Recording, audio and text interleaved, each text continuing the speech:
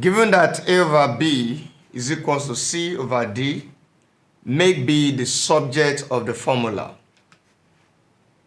Solution. So we have A over B equals to C divided by D. So here we need to cross multiply. By cross multiplying, we have A times D equals to B times C. We now have AD equals to BC. Now we want to make B the subject, so we need to divide both sides by C so that we can remove C from here.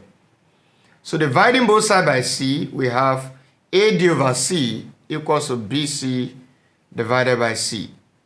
C here 1, C here 1. So B equals to AD divided by C. That is the solution to the problem. Thank you.